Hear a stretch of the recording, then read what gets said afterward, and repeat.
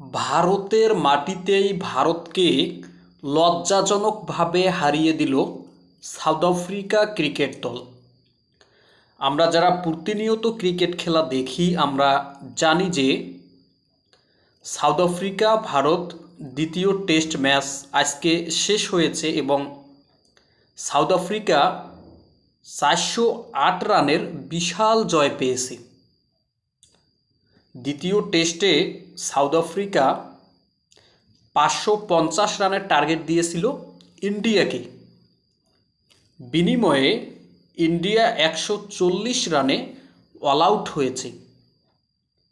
মাত্র 140 রানে all out হয়েছে ইন্ডিয়ার ক্রিকেটাররা।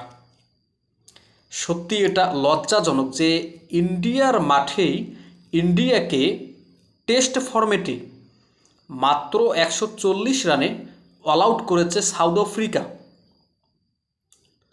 সাউথ আফ্রিকা ভারতের বিপক্ষে ভারতের মাটিতেই 408 রানের বিশাল জয় পেয়েছে।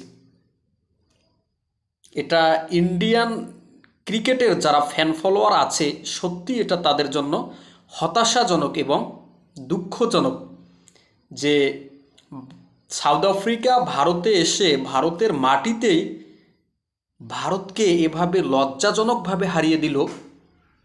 এটা লজ্জা ছাড়া আর কিছুই না। সাউথ আফ্রিকার বলার দ্বিতীয় টেস্টে ভারতের 6টি জেনুইন ব্যাটসম্যানকে আউট করেছেন। কে এই বলার? Simon Harmer right arm off spin bowl করে থাকেন। সিমন হারমার অত্যন্ত অভিজ্ঞ একটি বলার সাউথ আফ্রিকার।